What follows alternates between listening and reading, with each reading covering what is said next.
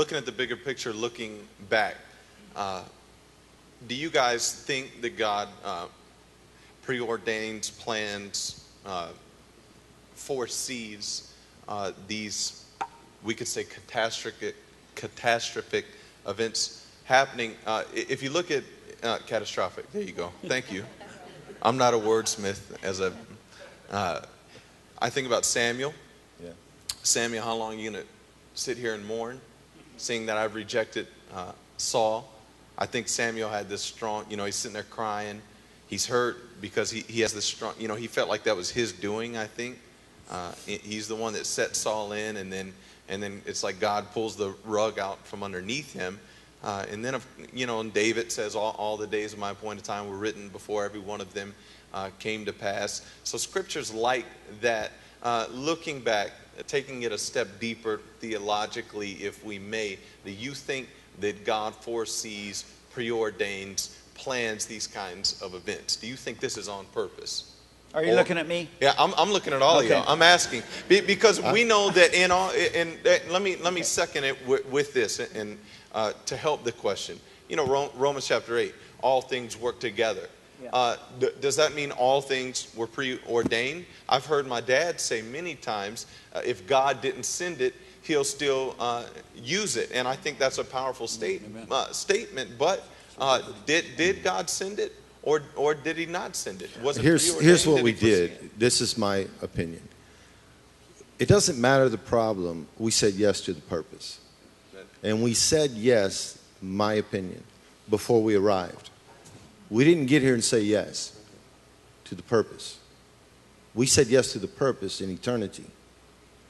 We had to face the problem in time. That's why problems are always temporal. They operate in parentheses of time. So you can see through them because you're born in eternity. You're not born in time. God told Jeremiah, before I formed you in your mother's womb, I knew you, which means there was a relationship. Right. And I ordained you to be. You said yes. That's right. To the tearing down, the building up, yes. You said that in eternity. Now, God didn't tell him, now, on your way to being this great prophet, you're going to be tagged as the lamenting prophet or the weeping prophet and the prophet with many problems locked up in prison. He didn't tell him all that. He just said, you're going to be a prophet. And Jeremiah, in my opinion, said yes. He said yes to the purpose.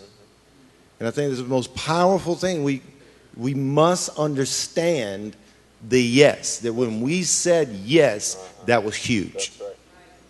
And when you know you said yes in eternity, problems in time don't change your mind. That's right. That's... Yeah, I think that's awesome.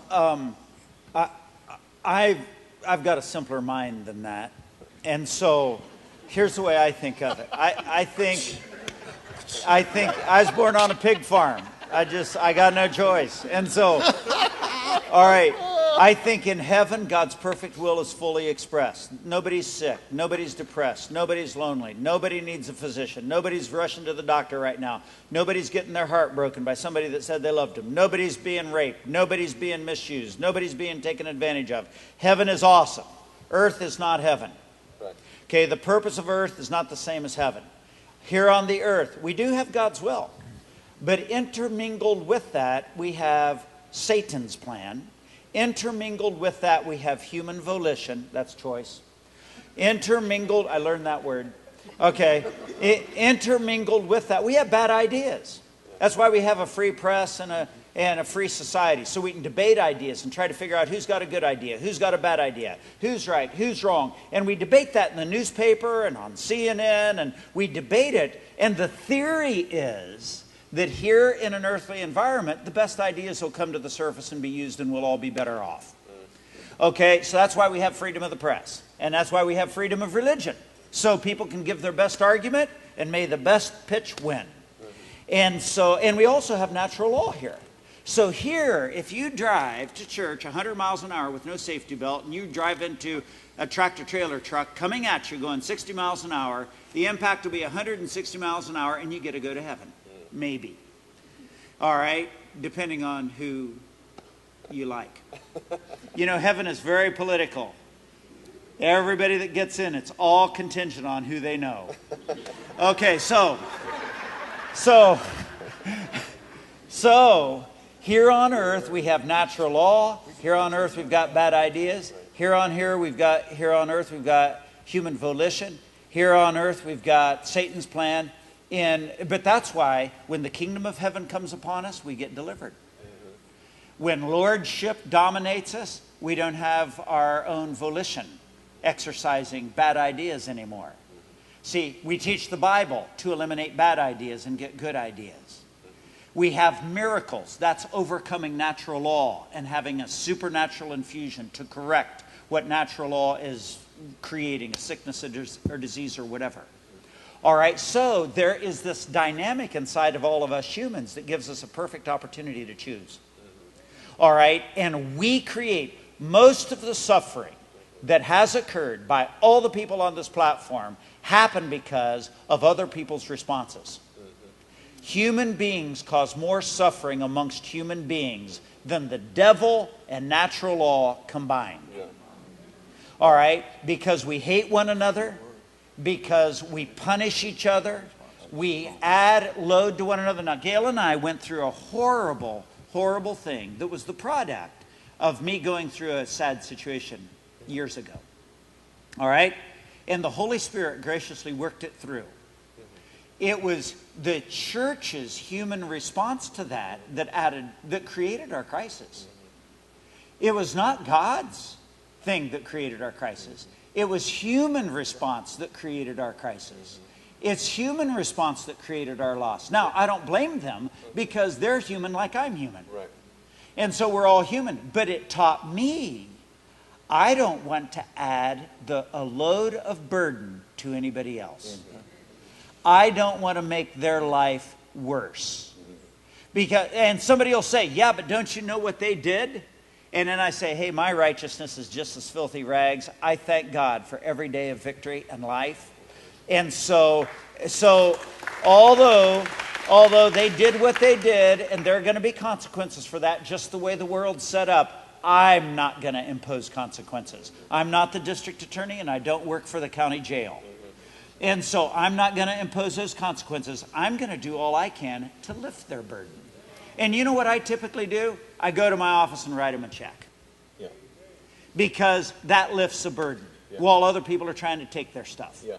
And that kind of thing. And so I think God knew because he knows me.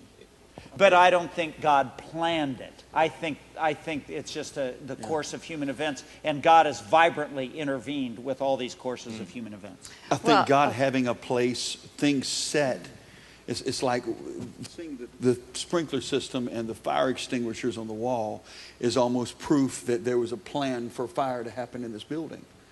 In the same way. But it doesn't mean it's ever going to happen. Doesn't mean it's going to happen. Yeah. But Kevin Duhart sitting there on that front row, the man of God that he is, that when I started walking through situation, never batted an eye, never flinched, Right. never moved another direction, but moved closer to me to be my brother, was proof in the first place that God knew something was aligned because he put him in my life. That's awesome.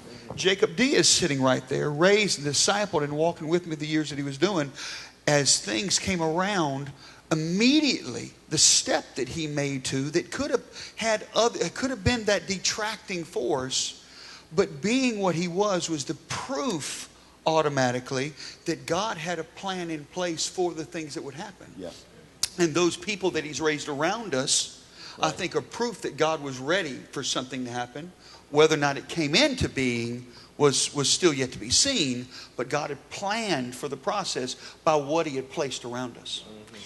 And I just want to say something to what Pastor Rick responds to that God doesn't necessarily cause it to happen, but he works with this situation, because after our crisis, just a couple of nights after it broke, the Lord woke me up in the middle of the night, and I'd gone to sleep that night weeping over our situation and over our loss.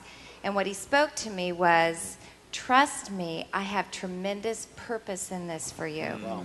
And he told me, he says, I have come in response to Ted's prayers to rescue him from the mouth of the lion, you know, from the fiery pit and from the fowler's snare. And he said, hide yourself in me. Trust me, I have tremendous purpose in this.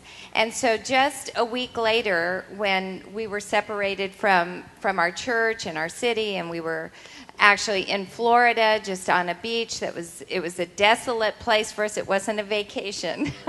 It was a dark and dreary time in our lives. I had an epiphany, and my epiphany was, what's the big deal here? Is this not the point? Of course God has purpose in all of this. He has chosen us. We are His. We are sincere in our faith. We are walking with Him. So why are people in such shock that Ted has to deal with his human condition, as we all do, and that the Holy Spirit is working with him as He works with all of us? Nobody should be shocked. If anybody should be understanding in this situation, it's other